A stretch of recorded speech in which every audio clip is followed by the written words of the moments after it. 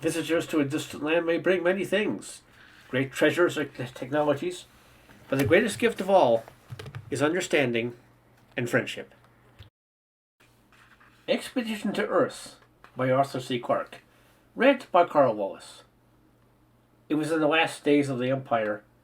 The tiny ship was far from home, and almost 100 light years from the great parent vessel searching through the loosely packed stars at the rim of the Milky Way. But even here it could not escape from the shadow that lay across civilization.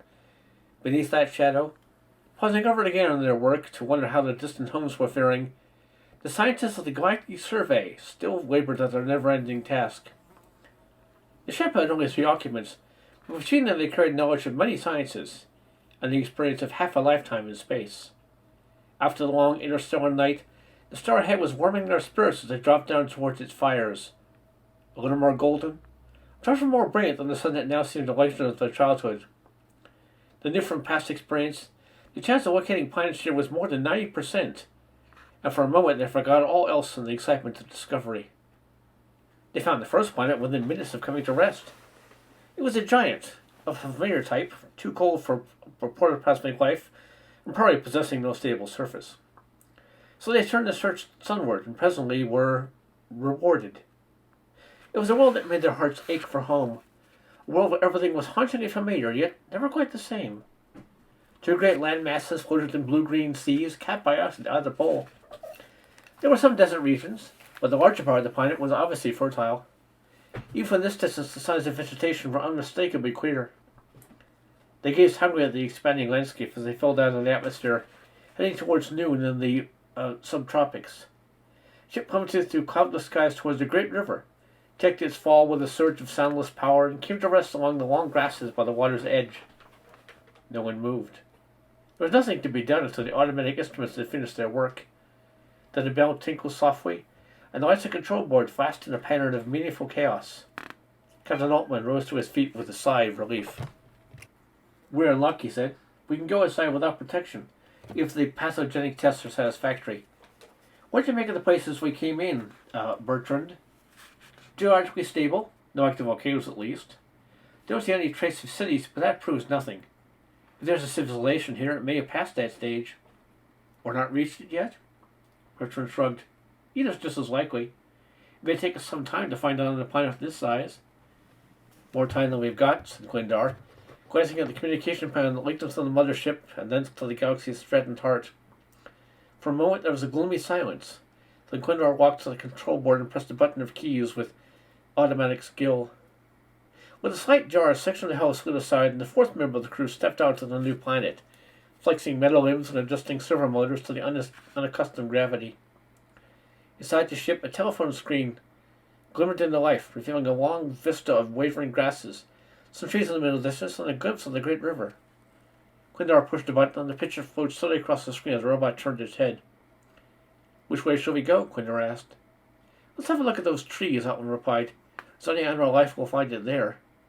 "Look," cried Bertrand. "A bird!" Gwyndar's fingers flew over the keyboard. The picture centered on a tiny speck that suddenly appeared to the left of the screen, and expanded rapidly as the robot's telephoto lens came into action. "You're right," he said. "Feathers, beak, well up the evolutionary ladder. This space looks promising. Let's start the camera." The swaying motion of the picture as the robot walked forward did not distract them. They were accustomed to it long ago. But they'd never been reconciled to the exploration by proxy when all the impulses called out to them to leave the ship, to run through the grass and to feel the wind blowing against their faces. Yet it was too great a risk to take, even on a world that seemed as fair as this. There was always a skull hidden behind nature's most smiling face. Wild beasts, poisonous reptiles, quagmires, death could of the unwarranted exploring in 1,000 disguises. And worst of all were the invisible enemies, the bacteria and viruses against which the only defense might often be 1,000 light years away. A robot could laugh at all these dangers, and even if, as sometimes happened, it encountered a beast powerful enough to destroy it, well, machines could always be replaced. They meant nothing on the walk across the grasslands. If any small animals were disturbed by the robot's passage, they kept outside his field of vision. Gwyndar slowed the machines as it approached the trees, and the watchers in the spaceship flinched involuntarily as the branches that appeared to slash across their eyes. The picture dimmed for a moment before the controls readjusted themselves to the weaker illumination, Then it came back to normal. The forest was full of life. It lurked in the undergrowth, clambered among the branches, flew through the air. It fled chattering and gibbering through the trees as the robot expansed. And all the while the automatic cameras were recording the pictures that formed on the screen, getting mature for the biologists to analyze when the ship returned to base. Quindar breathed a sigh of relief when the trees suddenly thinned. It was exhausting work, keeping the robot from smashing into obstacles as it moved through the forest, but on open ground it could take care of itself. Then the picture trembled as if beneath a hammer blow. There was a grinding metallic thud, and the whole scene swept vertiginously upward as the robot toppled and fell. "What's that?" cried Altman. "Did you trip?" "No," said Gwendar grimly, his fingers flying over the keyboard. "Something attacked from the rear. I hope... I've still got control." He brought the robot to its sitting position and swiveled its head. It did not take long to find the cause of the trouble. Standing a few feet away and lashing its tail angrily was a large quadruped with a most ferocious set of teeth. At the moment it was, fairly obviously, trying to decide whether to attack again. Slowly the robot rose to his feet. As it did, the great beast crouched to spring. A smile flitted across Quindar's face. He knew how to deal with this situation. His thumb felt for the seldom-used key labeled Siren. The forest echoed with a hideous, undulating scream from the robot's concealed speaker, and the machine advanced to meet its adversary, arms flailing in front of it. The stoner beast almost fell backwards in its effort to turn, and in seconds was gone from sight. "I suppose I'll have to wait a couple hours till everything comes out of hiding again," said Bertrand ruefully. "I don't know much about animal psychology," interjected Altman, "but I find it usual for them to attack something completely unfamiliar. Some will attack anything that moves, but that's unusual. Normally they attack others for food, or if they've already been threatened. What are you driving at?" "Our carnivorous friend may have mistaken our machine for a more edible biped. Don't you think this opening in the jungle is rather unnatural? It could easily be a path." "In that case," said Quindar promptly, "we'll follow it and find out. I'm tired of dodging trees, but I hope nothing jumps out on us again. It's bad for my nerves." "You're right, Altman," said Bertrand a little later. "It's certainly a path. But it doesn't mean intelligence. After all, animals..." He stopped in mid-sentence. At the same instant, Quindar brought the advancing robot to a halt. The path suddenly opened onto a wide clearing, almost completely occupied by a village of flimsy huts. It was ringed by a wooden palisade, obviously a defense against an enemy who at the moment presented no threat. For the gates were wide open, and beyond them the inhabitants were going peacefully about their ways. For many minutes the three explorers stared in silence at the screen. Then Quindar shivered a little and remarked, "It's uncanny. Might be our own planet 100,000 years ago. Feels as if I'd gone back in time." "There's nothing weird about it," said the practical Altman. "After all, we discovered nearly 100 planets with our type of life on them." "Yes," retorted Quindar, 100 in the whole galaxy. "Still think it's strange it had to happen to us."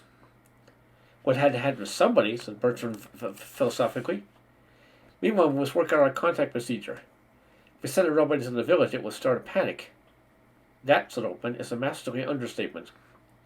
What we'll have to do is catch a native by himself and prove we're friendly. I'll hide the robot, Quindar. Some of the woods where we can watch the village without being spotted. We have a week's practical anthropology ahead of us." It was 3 days before the biological test showed it would be safe to leave the ship. Even then, Bertrand insisted on going alone. Alone, that is, if one ignored the substantial company of the robot. With such an ally, he was not afraid of this planet's larger beasts, and his body's natural defenses could take care of the microorganisms.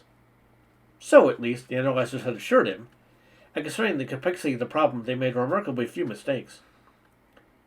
He stayed outside for an hour, enjoying himself cautiously, while his companions watched with envy. It would be nearly 3 days before they could be quite certain it was safe to follow Bertrand's example. Meanwhile, they kept busy enough watching the village through the lens of the robot and recording everything they could with the cameras. They moved the spaceship at night so it was hidden in the depths of the forest, for they did not wish to be discovered until they were ready. And all the while the news from home grew worse. Those remoteness here at the edge of the universe deadened its impact, and lay heavily on their minds, and sometimes overwhelmed them with a sense of futility. At any moment, they knew, the signal from a call might come, as the Empire summoned up its last resources in its extremity. But until then, they would continue to work as though pure knowledge was the only thing that mattered. 7 days after landing, they were ready to make the experiment. They knew now which paths the villagers used when hunting, and Bertrand chose one of the less frequented ways. Then he placed a chair firmly in the middle of the path and settled down to read a book. It was not, of course, quite as simple as that. Bertrand had taken all imaginable precautions. Hidden in the undergrowth 50 yards away, the robot was watching through the telescopic lenses.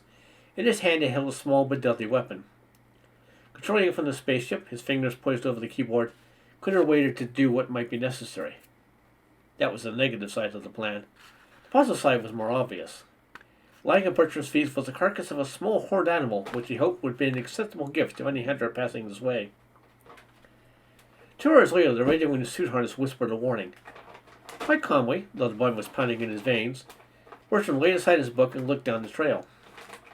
The savage was walking forward, confidently enough, swinging his spear in his right hand. He paused for a moment when he saw Bertrand and advanced more cautiously. He could tell there was nothing to fear, for the stranger was slightly built and obviously unarmed. When only 20 feet separated them, Bertrand gave a reassuring smile and rose slowly to his feet. He bent down, picked up the carcass, and carried it forward as an offering. A gesture would have been understood by any creature in any world, and it was understood here. Savage reached forward, took the animal, and threw it effortlessly over his shoulder. For an instant he stared in Bertrand's eyes with a fathomless expression. Then he turned and walked back towards the village. 3 times he glanced around to see if Bertrand was following him. Each time Bertrand smiled and waved reassurance. The whole episode lasted a little more than a minute. As the first contact between two races, it was completely without drama, although not without dignity. Bertrand did not move until the other had vanished from sight. Then he relaxed and spoke into a suit microphone. "That was a pretty good beginning," he said jubilantly. "He wasn't the least bit frightened or even suspicious. I think he'll be back." "Still seems too good to be true," said Altman's voice in his ear. "Should have thought he'd been either scared or hostile. Would you accept a lavish gift from a curious stranger with such little fuss?" Bertrand was slowly walking back to the ship. The robot had no kind of cover and was keeping guard a few paces behind him. "I wouldn't," he replied, "but I belong to a civilized community. Complete savages may react to strangers in different ways according to their past experience. Suppose this tribe has never had any enemies. That's quite possible on a large but sparsely populated planet. Then we may expect curiosity but no fear at all." "These people have no enemies," put in Quindar, no longer fully occupied in controlling the robot. "Why have they got a stockade around the village?" "I meant no human enemies," replied Bertrand. "If that's true, it simplifies our task immensely. Do you think he'll come back?" "Of course. If he's as human as I think, curiosity and greed will make him return. In a couple of days, we'll become bosom friends." Looking at it dispassionately, it became a fantastic routine. Every morning, the robot would go hunting under Quindar's direction until it was now the deadliest kill in the jungle. Then Bertrand would wait until Jan, which was the nearest they could get to his name, came striding confidently along the path. He came at the same time every day, and he always came alone. I wondered about this. Did he wish to keep his great discovery to himself and thus get all the credit for his hunting prowess? It showed unexpected foresight and cunning. At first, Jan had departed at once for this pride, as if afraid the donor of such a generous gift might change his mind. Soon, however, as Bertrand had hoped, he could be induced to stay for a while by simple conjuring tricks and a display of brightly colored fabrics and crystals in which he took a childlike delight. At last Bertrand was able to engage him in lengthy conversations, all of which were recorded as well as being filmed to the eyes of the hidden robot. One day the philologist might be able to analyze this material. The best that Bertrand could do was discover the meaning of a few simple verbs and nouns. This was made more difficult by the fact that Jan not only used different words for the same thing, but sometimes used the same word for different things. Between these daily interviews, the ship traveled far, surveying the planet from the air and sometimes landing for more detailed examinations. Although several other human settlements were observed, Bertrand made no attempt to get in touch with them, for it was easy to see they were all at much the same cultural level as Jan's people. It was, Bertrand often thought, a particularly bad joke on the part of fate that one of the galaxy's very few truly human races should be discovered at this moment in time. Not long ago, this would have been an event of supreme importance. Now civilization was too hard-pressed to concern itself with these savage cousins waiting at the dawn of history. Not until Bertrand was sure he'd become part of Jan's everyday life did he introduce him to the robot. He was showing Jan the patterns on a kaleidoscope when Sindar brought the machine starting something grasp with his latest victim dangling across a metal arm. For the first time, Jan saw something akin to fear, but he relaxed at Bertrand's soothing words, though he continued to watch the advancing monster. It halted some distance away, and Bertrand walked forward to meet it.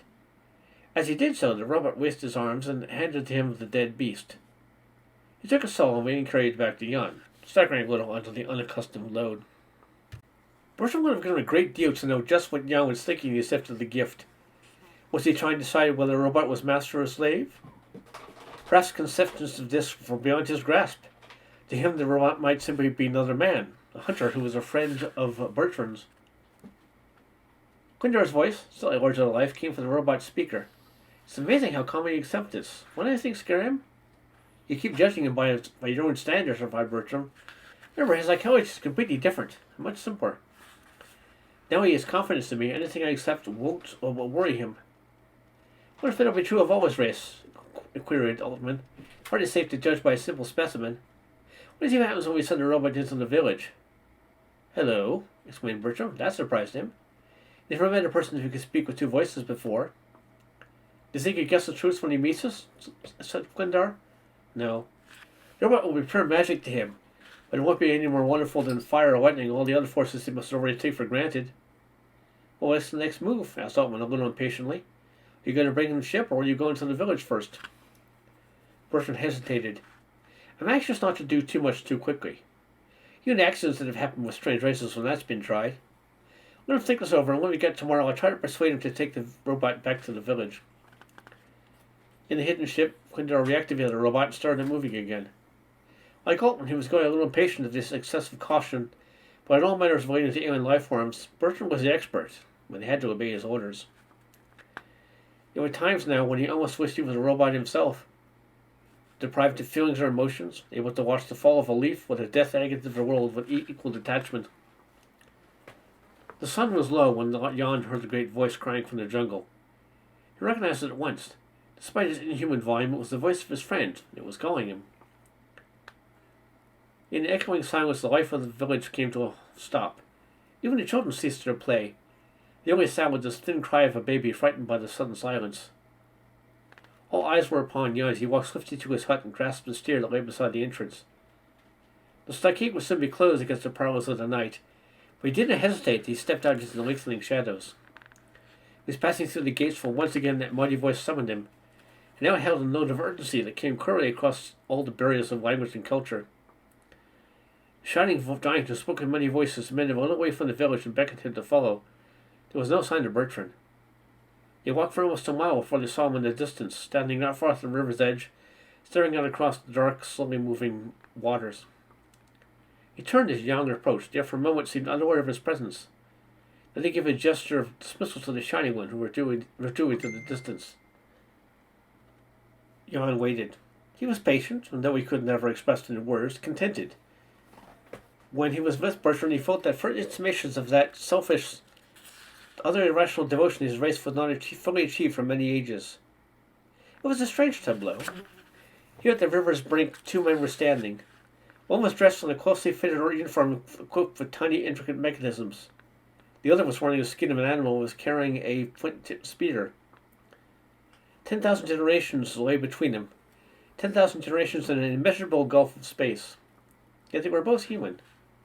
As you must often do in eternity, nature repeated one of her basic patterns. Presently Bertrand began to speak, walking to and fro in short, quick steps as he did, and in his voice there was a trace of madness. It's all over, Jan. I hope with our knowledge we could have brought you out of barbarism in a dozen generations, but now you will have to fight your way out from the jungle alone, and it may take you a million years to do so. I'm sorry. There's so much we could have done. Even though I wanted to stay here, but Altman and Quindar talk of duty, and I suppose they are right.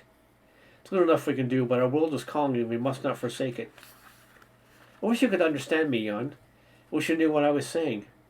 I'm leaving you with these tools. Some of them you will discover how to use. There was likely it's not in a generation to be lost or forgotten.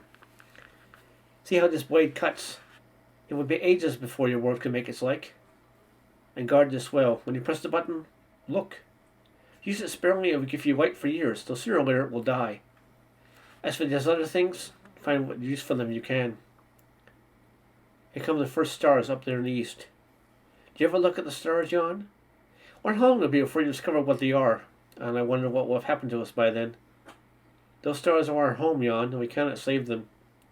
Many have died already. The explosion is so vast I can imagine them no more than you.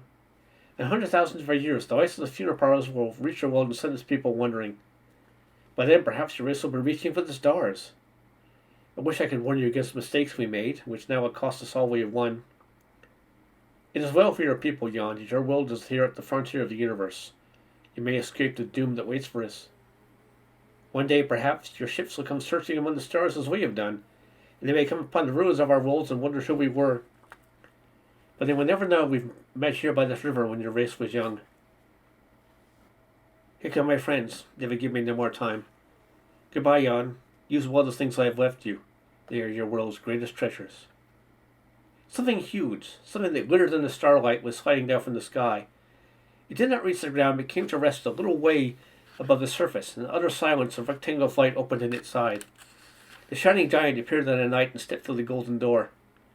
Bertrand followed, pausing for a moment threshold to wave back at Jan. Then the darkness closed behind him. No more swiftly than smoke just surfaced from a fire, the ship lifted away.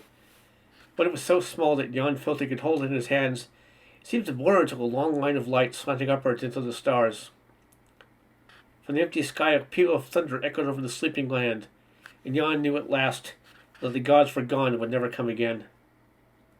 For a long time he stood by the gently moving waters, and into his soul there came a sense of loss he was never to forget and never to understand. Then, carefully and reverently, he collected together the gifts that Bertrand had left. Under the stars, the lonely figure walked homeward across the nameless land. Behind them, the river flows softly to the sea, widening through the fertile plains on which, more than 1,000 centuries ahead, Jan's descendants would build the great city they were to call Babylon. The end.